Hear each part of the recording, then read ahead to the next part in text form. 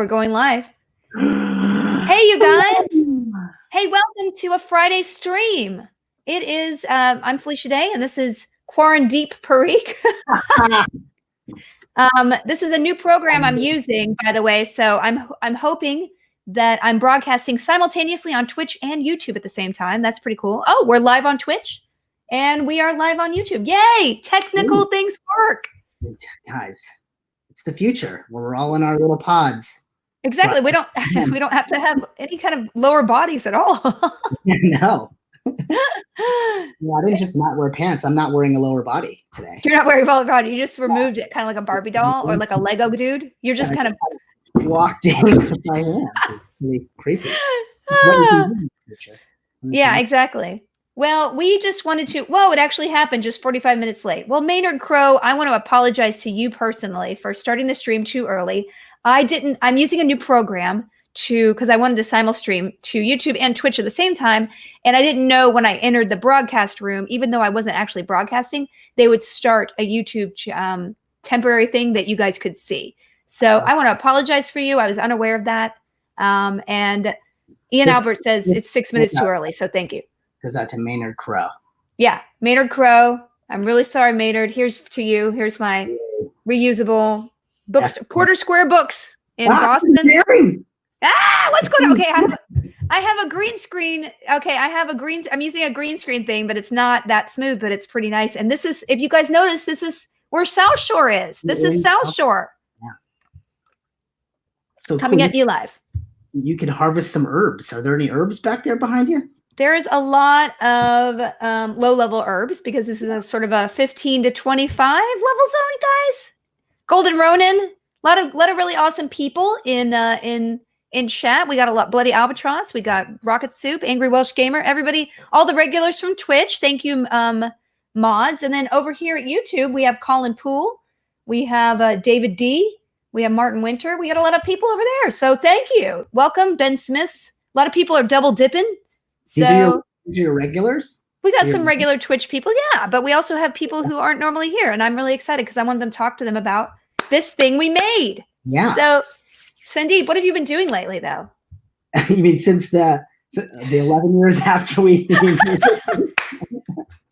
We did this show in 2009, you guys, 2009. And I don't know if you guys watched it. It's called Southshore Inn. And it is a sitcom set in the world of Warcraft. And I'm going to let Sandeep tell you a little bit about this project, and I'll just interject. Yeah, well, so you came to me one day and said, hey, I want you to direct this project, basically Cheers inside of World of Warcraft. And that was my pitch. Yep. Yeah, and I love both Cheers and I love gaming. So I was like, hell yeah, that would be amazing. And little did I know how hard it would be. Well, I didn't know what you were sentencing me to, but no, it was a terrific challenge. It was my first time ever doing anything machinima, really, like truly inside. I mean, who does machinima nowadays? Does anyone do it? Like for real? I mean, I guess Red versus Blue is still going on in Halo. Yeah, they're still doing it. Yeah, but I mean, that's probably 32 years of that. Yeah, they're on season 40. Hey, River Pond in YouTube says in 2009 I was 5 or 6 years old. Cool. Oh, we're so old now. We're so old.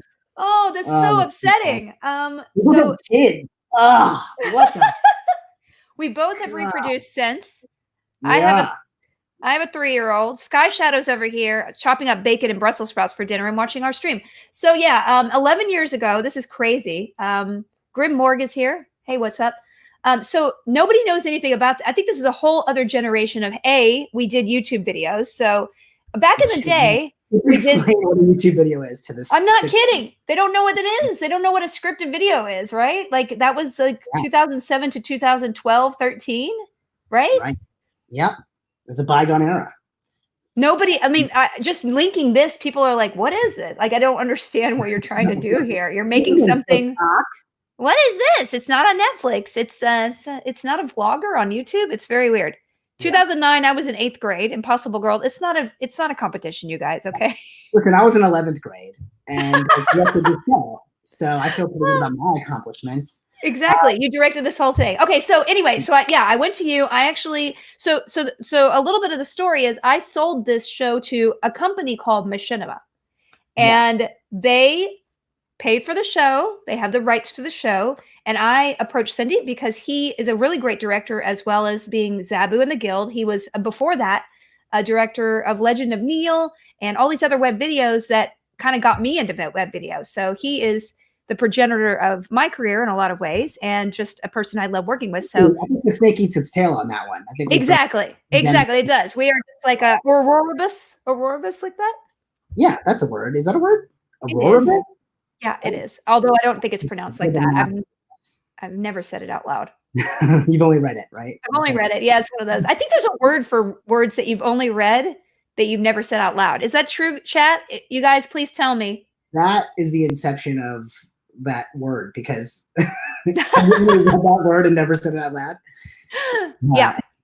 So anyway, so I wrote this it was my pitch, Cheers in World of Warcraft, and they loved it. And so they hired me to write a 22-minute episode. So it was going to be like a sitcom length. And I wrote 5 episodes, and we divided them into 22 minutes into 5 episodes. So they're all like 3 to 5 minutes each, which was very typical at the time. There's a thing called Quibi that's actually invented this. Yeah, totally. They invented it. That's right. They did. They invented it, but not really. And so Sandeep came on, and I had no idea what it would have been like. So this is actually the few times I went in to watch him work, it seemed awful. So basically, Sandeep, can you talk to people about how this was actually shot? So, because it's kind of insane. I don't remember all the technical details, but I do remember we spent a lot of time in the game engine, and we would literally populate the world, with characters that are from the game, and we'd have to sort of utilize the rules of the game to effectively production design the set. And then there were, we had cameras in the engine that we could sort of move through the space, as I think the camera was actually like an invisible character, I think.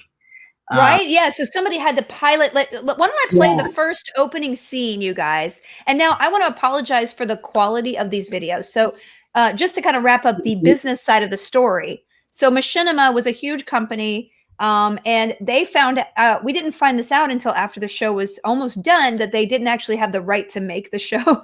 Yeah. They didn't actually have permission from World of Warcraft to do a World of Warcraft sitcom. They kind of, I think, were just of the mind that they were going to make it and show it to WoW and be like, oh, well, and then sell it other places. We had multiple offers on it from different companies to actually produce it on a very high level. And then World of Warcraft was like, no, we have contracts with other people to do animation. So it wasn't legal for them to actually make it. And I was kind of like, oh, let's do it for another show or do it, but they... I was hoping maybe we change, maybe games, but that never happened. And so Machinima got sold several times. And then it finally got sold and shut down. And thankfully, people who work there, I think it's people behind Rooster Teeth, actually own all of Machinima's library now, which all the videos are gone, thousands and thousands of videos, including my Dragon Age series. So those are no longer online, but they were so kind of to give me the rights back to the show. So I was kind of sitting on it for a while, but now I was like, well, it really wouldn't be the same show if it wasn't in World of Warcraft. I'm just going to release this so people can just appreciate what we made. I wrote a Bible, so it was like another 10 episodes I kind of outlined. And, it would be awesome to be able to make it, but there's really nobody funding web content right now. So I just wanted to release it and discuss it. So that's the business side and how I was able to upload it. But the only videos we had were this very low quality video. We're trying to get better drives. Somebody might have a better quality video so we can upload it and kind of have a legacy on my channel. But until now, this is it. And all the special effects are not done and etc. So just bear that in mind as we look at it. So I'm going to play the opening shot and then you could kind of explain how this is done. Let's see. Let me full screen this and then we will play it. Can you see this, Sandeep? I can. So this first shot, well, not the tilt down or these, but like the one that goes through the actual inn, which is about to start up, I think right now. I think we did like 57 takes of this. What? I mean, so we have a lot that we placed here. A lot of these are just sort of like on auto dancing, but there are also some of them that are puppets as well that like people are actually moving around. Wow. And puppeteers, I guess you would say. I mean, sort of my chief tech and puppeteer was this dude, Adam Ron. And it was me and him really just slaving away, trying to design all these sets and then work the camera movement. And then the trickiest thing about it is that the game is constantly glitching. Like a video game is always a little bit glitchy, which I've discovered after doing this.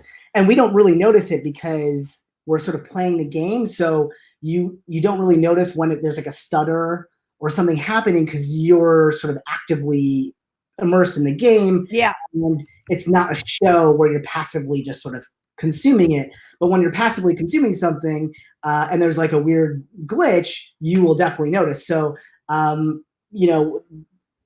say 6 or 7 times out of 10 of shooting a scene, there would be a glitch that we would have to then do another take. And there was no real way. I mean, we would try to like save memory by not having too many objects or something like that. There was ways to kind of reduce the likelihood that we would get a glitch. But where you have like 50 characters moving around, there was kind of no way. We just had to keep shooting until we got a clean take. Really. Yeah. So basically, you guys would set up all these characters dancing, right? So you'd set up. Let me just play it. Like you'd set up every single one of these characters, and what were there? 4 puppeteers. So puppeteers, quote unquote, just people controlling. So you would do the emotes for all the characters who are moving, and then somebody would walk through as the camera character. Is that correct? Oh, that's right. As I think, I'm pretty sure. It's been 11 years, but that's pretty much what I remember. That we had to. So like if people are doing like a specific emote. Mm-hmm. That's someone puppeteering most likely. If they're just dancing, then I think that's something we could just have like sort of playing on autopilot. Yeah, Atros says oftentimes the camera would see something different than what the puppeteer was actually doing, which is really interesting. Atros, are you a machinima person? Welcome. Lots of people in chat are commenting. I love meeting you in New York City Comic-Con. People love the guild. That's awesome. Thank you so much. Thanks, Lauren Dawn, for being here. Go ahead and ask questions, guys, because we are going to be answering them in chat. That would be really fun. Yeah, so basically, it was the more characters you had on screen, the harder it would be because you would glitch out all the time.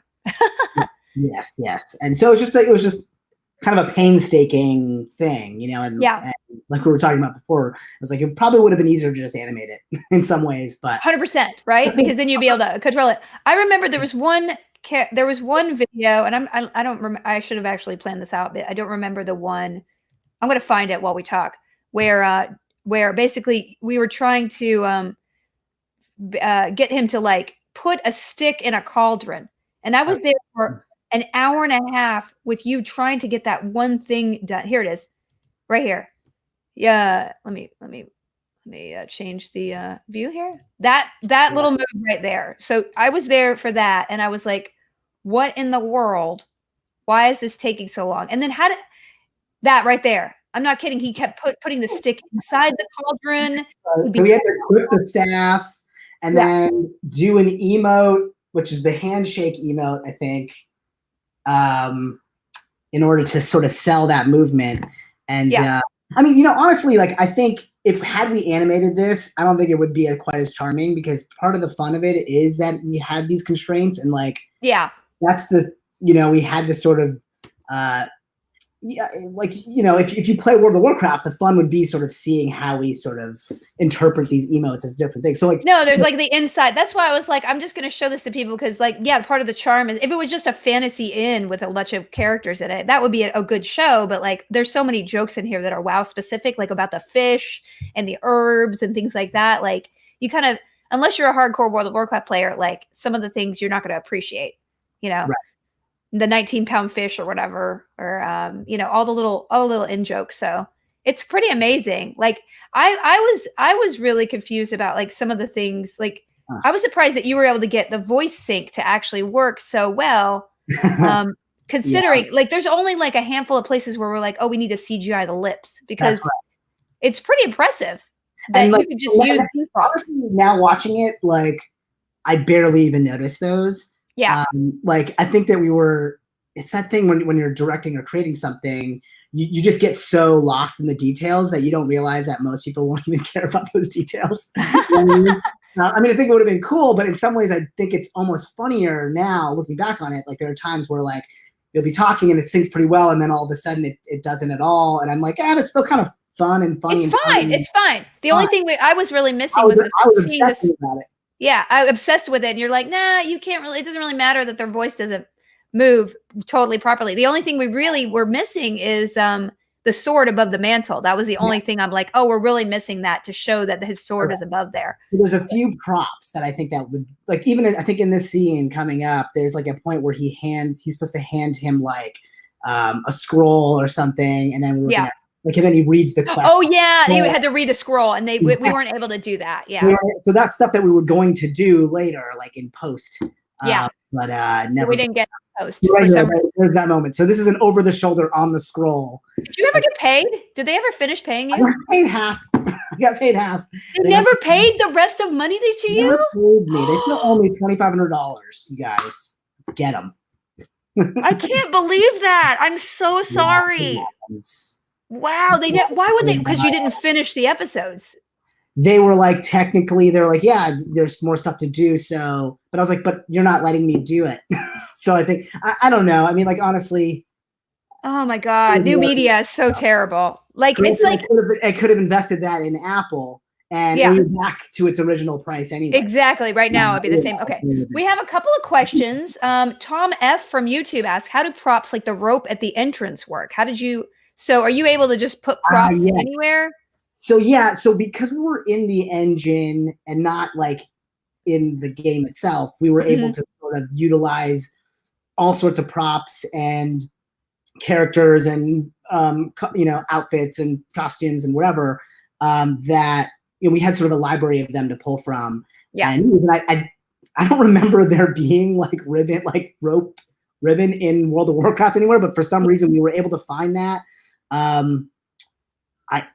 There's a lot of like using something that looked like something, like it was like, that looks close enough, but it's really like, whatever. It looked like a rope. So they might have just kind of put a couple things together to make it look like a rope versus like have an actual rope in the show. Exactly. That's pretty funny. A couple of people are asking, how long did it take? Okay, Alyssa's asking, how long did it take to write the script? Assuming there was one. Yes, Lissa, there was definitely a script. There was no improv. So when you're doing voiceover, I mean, you could do, for animation, doing improv, you would, if you could do improv, but then you have to have the vocal track and then you painstakingly animate around it. So there was a script and it took about, for me, like about 3 months, to do 2 to 3 months to write a half-hour script and do all the revisions and things like that. So I'm not the fastest writer, though, to be honest with you. Some comic artists write a script a week, but I am not like that person. Through that.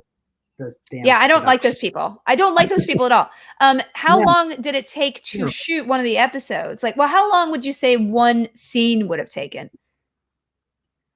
Just even like this one right here is crazy. The end party is like so hard because you had so many again. Gosh, I don't remember exactly. I feel like the end fight sequence with all the Nagas was the Nagas, yeah. The Naga fight that took us like probably a whole day, at least maybe 3 days. I don't remember time anymore. Wow. But I remember probably that opening shot took us. I think that took us all day. That took you a long time, 100%. Yeah, I think that took us like an entire day, and then like the Naga fight probably took us like 3 days. And actually, I'm trying to find Adam. He did message me and say he was on. Oh, we should get Adam in here. I could invite him. You could give him that. You could give him that link I gave you. You want him to come in here. That's fine. Yeah. Okay, cool. That'd be fun because I honestly, I was not as involved in the actual shooting of it. I was busy writing a Bible for the show we couldn't sell.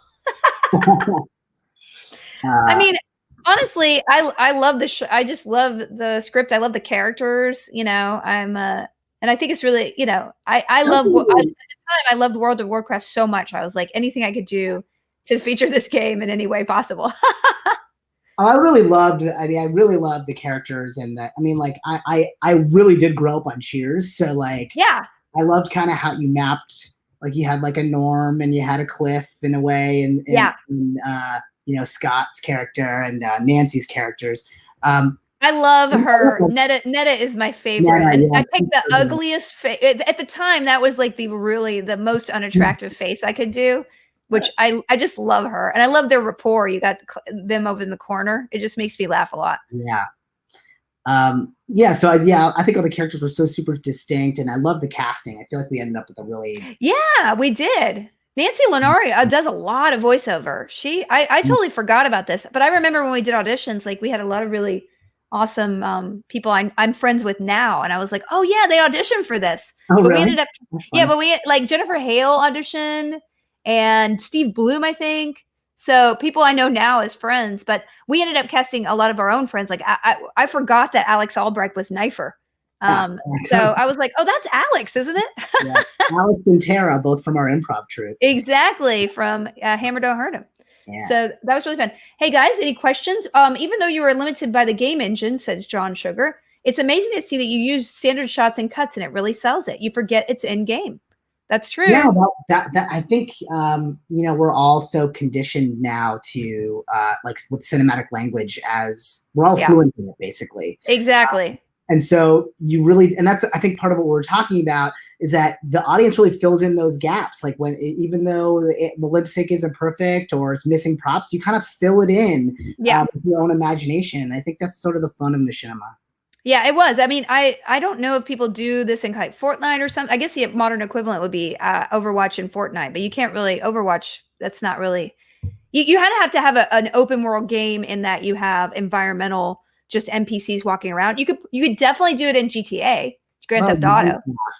Don't people do like story mode things in Minecraft? I don't know. I don't play any. Yeah, you could do story mode in I mean, I guess so. Book Addict asked, did you open call auditions or how did that work?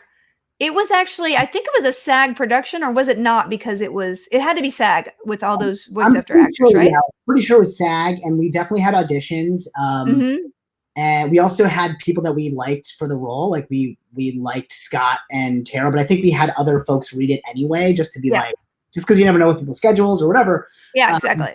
And yeah, I remember going through tons. I mean, there were some people that auditioned that I was like, holy crap! Like we had people like voices from Futurama and like, no, really. Well, the thing about voiceover actors is they audition for everything, and that's why they work on 17 shows. That's why I'm trying to do it more, because I love working from my house and I love doing voices, and it's hard to get into that world. But once you're there, they just do like a handful of actors will do all the cartoons all at once. So it's actually really, common, even if it's a low budget thing like this was. I can't imagine. There was not a big budget on this. Like it was more than $0, but I'm pretty sure we paid SAG minimum. I'm pretty sure. Oh no, it was completely SAG minimum, which most cartoons are, to be honest with you, unless it's a network show. Like network might be double scale, but it's not.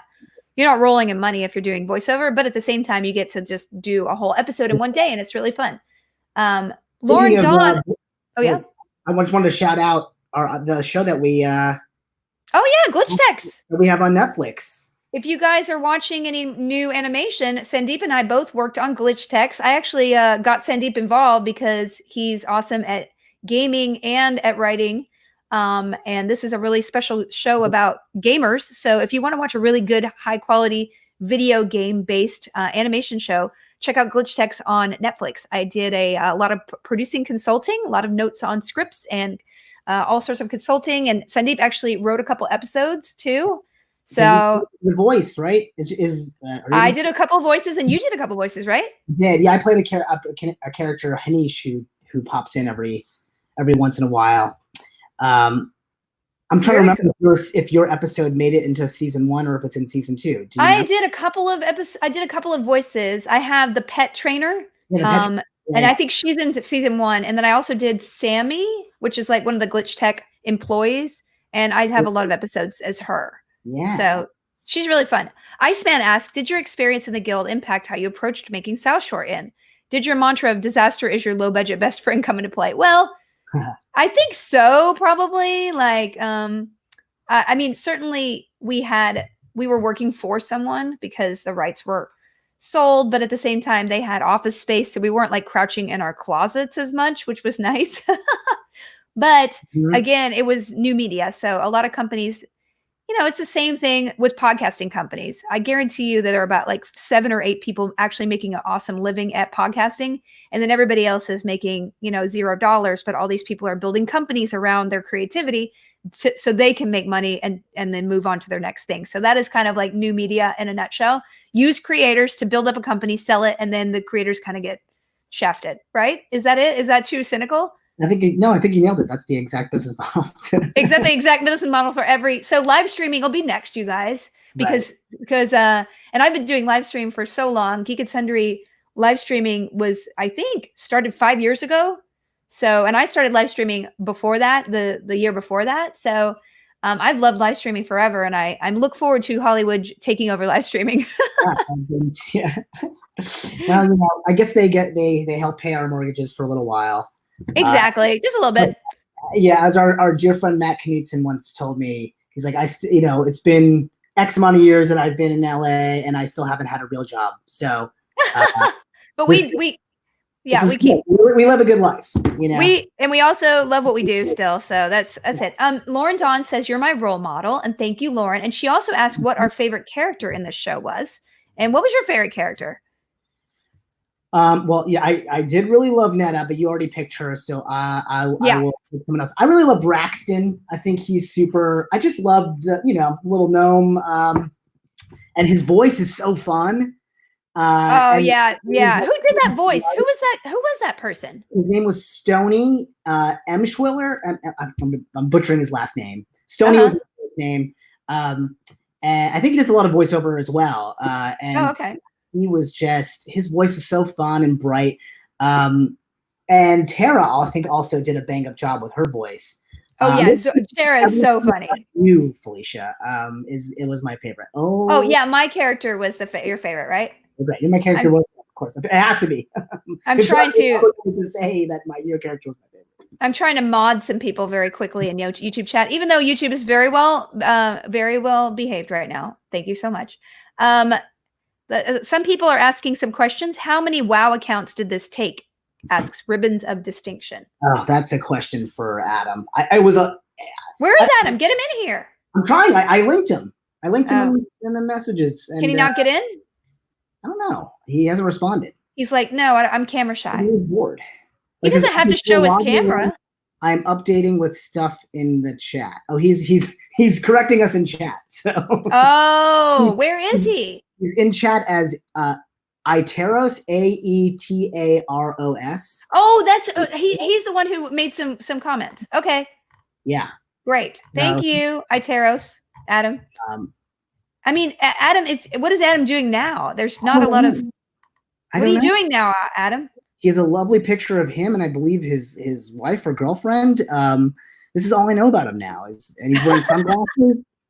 He's got a nice leather jacket, looks like. So, looks like there's a dog in his profile pic, or there's a banner. This is all we know about Adam right now. Christine Jiragi and also Applejacks ask how much time did it take to produce one episode after the screenplay? So if you're saying that there was one scene a day, maybe, and there's probably, was that a fart? No, that was my brain. I'm trying to access my memory. My hippocampus is trying to remember. I know, it's so long ago, you guys. Like 11, I don't even know anybody. I know it was months. I know I feel like it was like it went forever. It went on forever. I remember it went on forever. Yeah. I don't even remember anymore. I want to say 3 months, but I feel like I'm just pulling that out of thin air. 3 months? It was more than that. I think you were working on it for 4 to 5 months. Yeah. Is there any way to kickstart a revival to keep the awesome series going? Oh, Minkix. That's a really good question. I don't know if we'd be able to raise enough money to make it. I would need millions of dollars. I mean, To be honest with you, it would require so much work. And here's the problem with doing scripted content on Kickstarter. Everybody thinks that you're just kind of wasting money, but like you're not. Like the different scale of trying to make the number of people that it took to do. I mean, I'm sure that this took maybe $500,000 to do. I don't know, anywhere from 400 to 500,000 probably to make the whole one of these, and that was paying people no money. So I don't know the budget. I that is just something I picked out of the air. I mean, for the guild, like we did live action for mid six figures. It was a whole movie. It was basically the lowest budget movie you'd ever see. Right.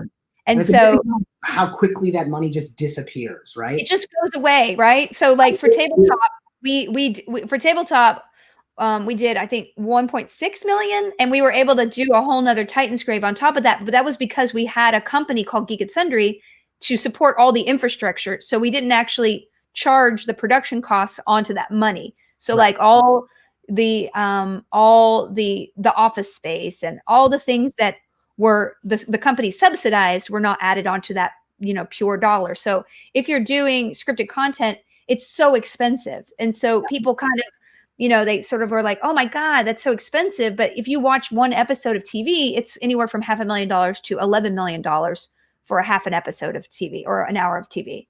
If you're going Game of Thrones or like a half-hour comedy on, I think even like a Comedy Central half hour is like $500,000 an episode, and that's super low budget. So it would be, it'd be too hard to do multiple episodes at that level to actually get a Kickstarter to be successful, because people rightly are like, that's a crap load of money. And for something like this, it's like, well, who knows how much we'd have to pay Activision to, or like exactly. how that would work. Exactly. Actor Clown asks a question that's really interesting. What current game would you like to try this with now? Oh. That's a good question. What game? I haven't played a game in 18 months. You can do like Assassin's Creed would be Assassin's Creed has really kind of cool, like you could do like a kind of badass one in that. That would be super fun. I don't know. The last game Red Dead Redemption. Oh yes, 2. Red Dead Redemption, 100%. Beautiful. And I feel like there's such great characters in a universe to play in there. For sure.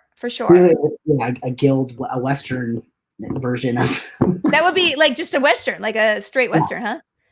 Skin Deep 22 asks, hi from Ireland. Question, any hope of MST3K coming back to Netflix? No, that was completely canceled. So that's it really sucks. It sucks, but I think Joel still retains the rights to it. That's the really smart thing. Like I have the rights to the guild still, and most people never keep the rights to their shows. So that's kind of our advantage. In the new media scrappy world, there's no way that anybody would have ever paid me to keep the rights to a show.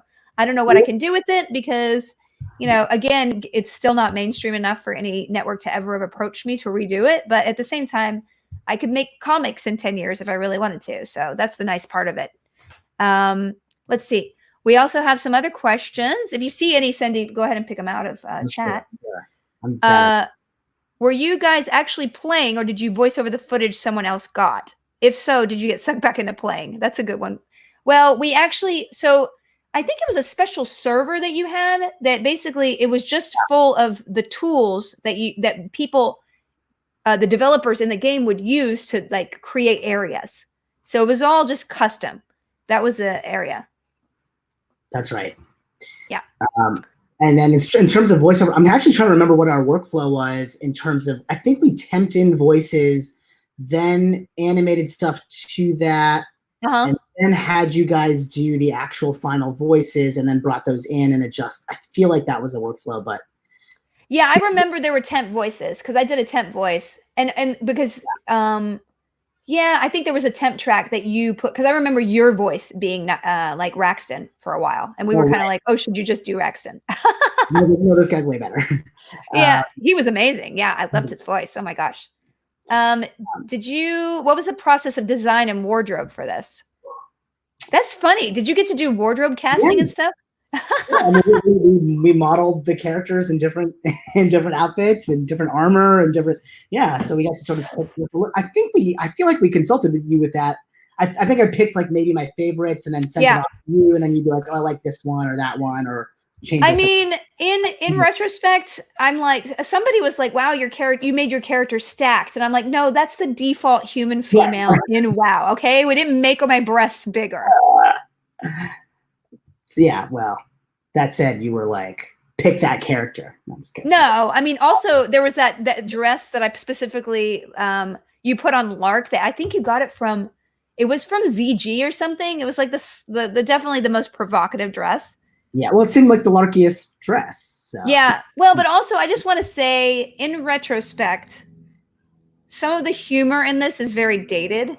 Like, I mean, a couple of the terminologies we use, we even had to bleep something out. I was like, oh, nobody says that now. That is not acceptable. And as well as like some of the female characters, like some of the ways the guys' characters talk about the women, I'm like, ooh, I don't like that I wrote that. Yeah, that's like, I mean, I kind of love that in the sense that you really see evolution even within ourselves as writers and creators, you know? It's like you go back and you're like, oh, wow, yeah, I totally would not write that today. Yeah, well, I mean... And that's because we're changing with the times, and that's, I think, totally normal. I don't know if you have this happen, but, you know, I'm like, I always have a good idea, and I'm like, oh, I had that idea, like, 5 years ago, and I go back and try to write it. I'm like, oh, the time is gone for this for me.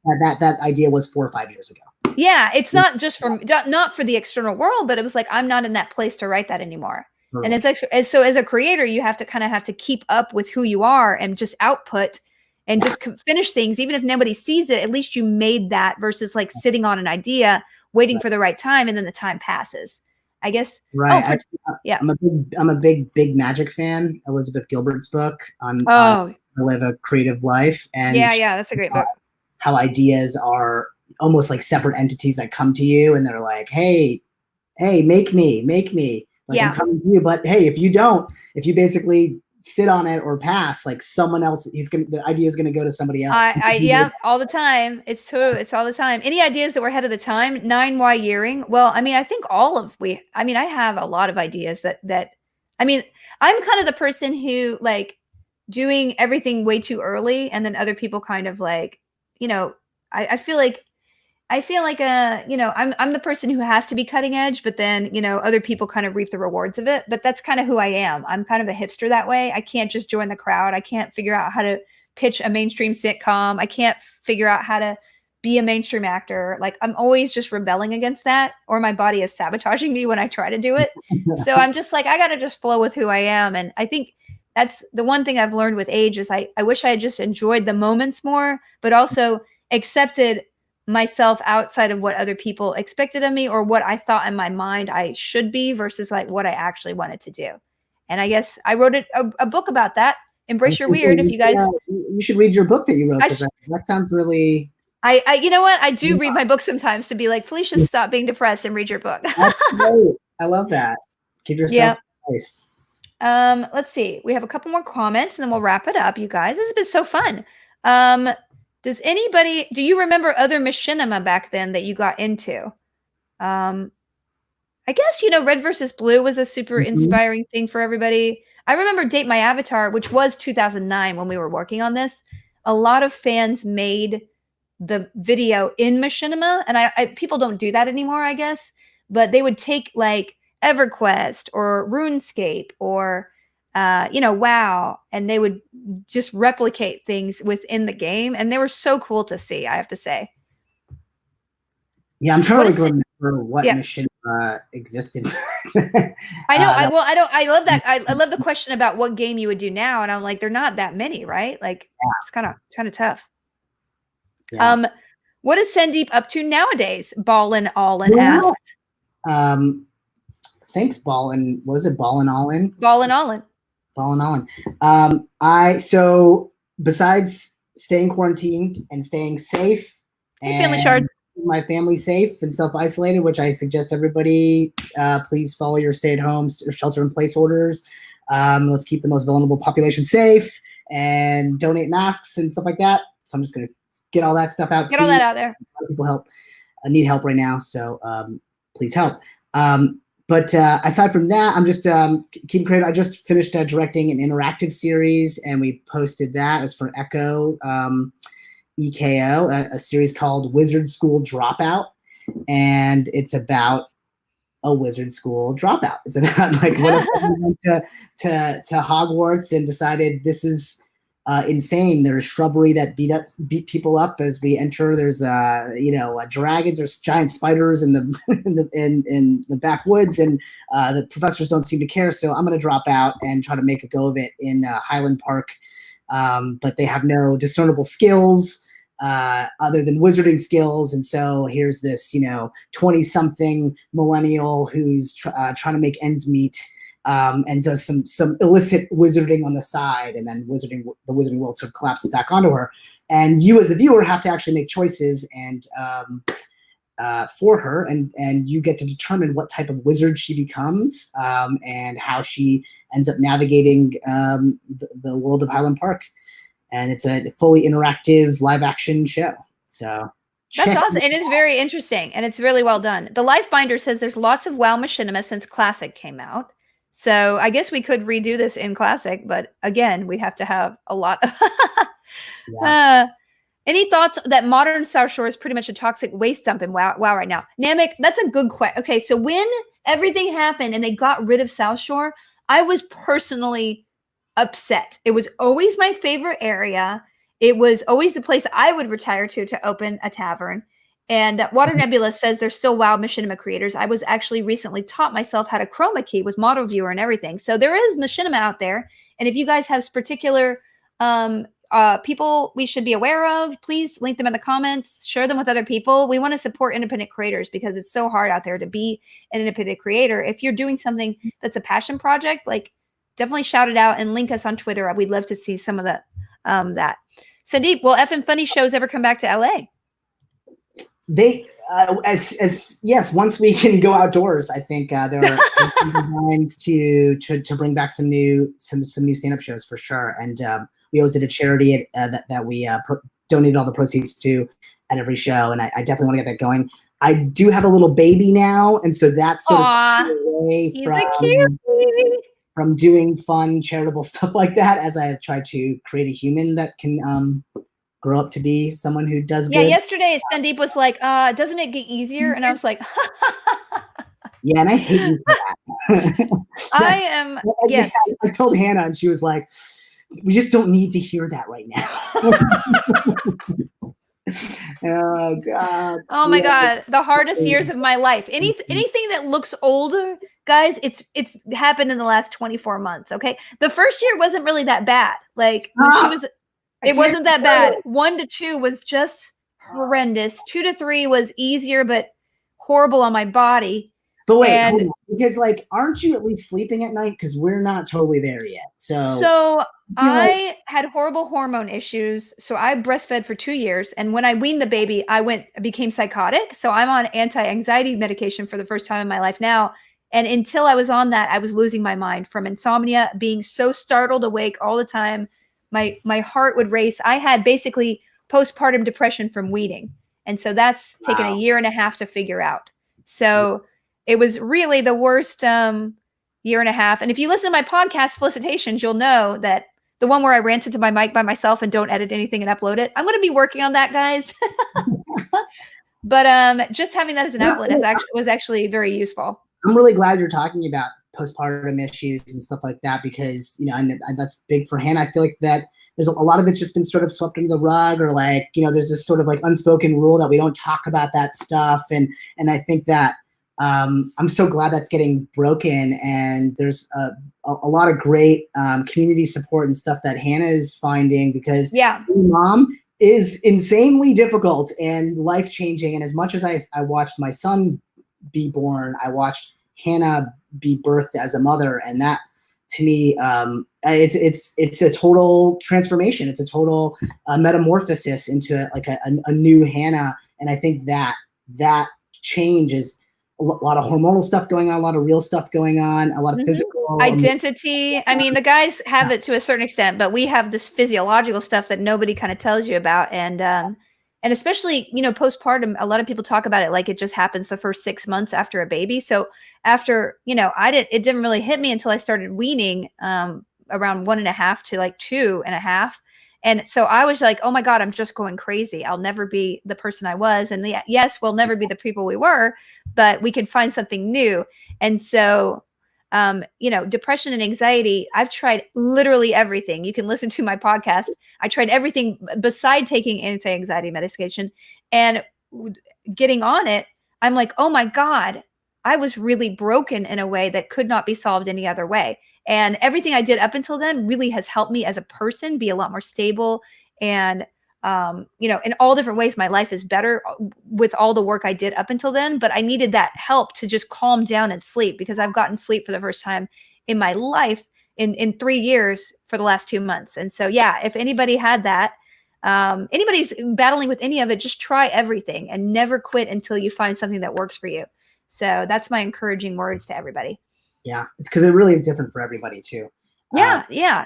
But like that's the important thing about voicing it, is that people get to hear like, oh yeah, other people go through this. I can find a community, and that's a big part of helping with the anxiety and depression, is knowing that, hey, empathize. There's people out there, and that there's help to be had through a community. So anyway, exactly.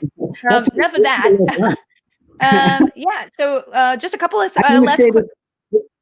This one question that this one guy said to me was, Sandeep, you were the best guest in tabletop. Oh, that wasn't a question. That was just an awesome my God. Well, we also have a couple of I'm the one who's cool. It's the best guild music video. We have people talking about how they met me in Albuquerque. And I have a 2-year-old under Corona house arrest. Any quick games for the weekend? Oh, that's a good question. Look, Willie Films, I do have a tip for you. I have been taking a 20-sided dice and rolling it and telling a story. And so I'll be like, okay, so once upon a time, Calliope went to the playground, and there she met an elephant. And then I have her roll the dice and tell me if it's above 10 or below 10. And if it's above 10, something good happens. And if something below 10, a problem happens. And it's not horrible. It's just like, and they stubbed their toe or whatever. So basically we do storytelling games just with 1d20, and she's loving it. And she can tell what's over 10 and under 10 now. So she's a nerd. She also knows what a sonic screwdriver is. And that made me almost tear up a little bit. Yeah. Yep. Anyway, that's my tip. There's lots of cool things you could do like that are really simple with babies. Let's see. How many of the cast played WoW before the show? Asked Death Wolf. Did you? We all played. Did me and Jeff and you and Blaine and Vince?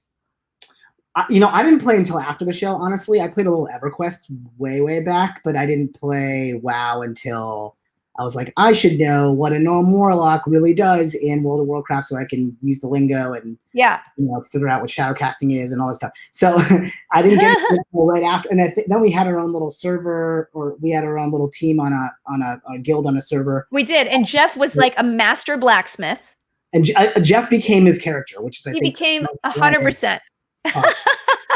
He just turned into Vork. It was so crazy, the transformation. I think most people are into D&D nowadays. I think that's the kind of thing that's super popular. I would love to try to do that.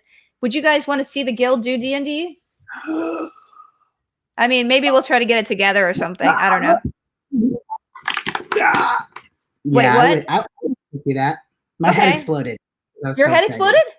Yeah. Oh, you would like to do it? Would you do it? I'll do it. Yeah, fuck yeah, I'll do it. Okay, let me see if I can. I don't know how we'd arrange it, but look at chat going crazy. Chat's going crazy. Okay. I don't know how to figure out the tech of it, but we'll look into it just for fun. Maybe a podcast. I would rather do live though, but we don't have an office. I don't know. We'll figure it out, guys. We'll figure out something maybe. Would it be something where we're just within 7 feet of each other? Is that legal yet? No, not yet. No, we can't do that. That would be like a huge room, wouldn't it? Yeah. Yes. It'd be like, we'd have to get like a convention center. No, we won't do that. Okay. Well, we'll think about it, guys. And I want to thank everybody. So if you guys can find me, I will be streaming a lot more at twitch.tv/Felicia Day. I'm going to try to simulcast to YouTube and Twitch at the same time. But I'm not sure it's going to work. So Twitch is always the best way to find me. Sunday night, I will be playing co-op Stardew Valley with my brother Ryan and a couple of my mods in chat. So if around 7:30, check my discord.gg/Felicia Day. I'm going to put that up there. that is where my community is. You guys come on in. We have wonderful people there. There's even a COVID-19 section, so you can get up-to-date depressing news from around the world, but also people talking about board games, TV shows. My Discord is really where my heart lies now. So you guys come on, and it's free to join. Come in, and the community is really, really supportive and wonderful. And you can there's an announcements channel, so you can tell if I'm doing any activities that will be happening. Next Friday, I'll be doing a special live stream for my new movie that comes out, Puka Lives. It's going to be on Hulu, and it's produced by Blumhouse, and it's a really fun horror film. So come check discord.gg for all your Felicia Day needs. Sandeep, where can people find you? 2 places, one on Twitter. So Sandeep Parikh is my @ symbol, and Instagram is the same. So you can, I'm it? there right. more these days. Yeah, nailed it. And the second place where we upload some videos, and we're going to upload a new series, kind of almost similar to Southshore. This is a series I've been sitting on forever. It's an improv series that I did with my buddy Mel Cowan, who was in Parks and Rec, and very funny. It's called Code 5, and we're going to upload 2 seasons of that. So the second season is brand new. Oh, fun. That's going to go up next week. So is that on YouTube? Yes, youtube.com/effnfunny, EFFIN funny. Is that it? Yeah. Nailed it. Those are my 2 spots. Yeah, exactly. So, you know, we continue to be people who work in Hollywood, but also we kind of love digital the most. So we're always innovating, and hopefully we'll get to work together again soon, Sandeep. And this is like amazing. Thank you, Adam, and anybody else who worked on this show. I'm just glad the world can see it. And we may, if we get updated videos, I will upload a better quality of Southshore down the line. Okay. So, but catch it now. And if you like it, share it with other WoW players, because I don't think a lot of people are finding it, because web video. All right. Bye, you guys. Bye.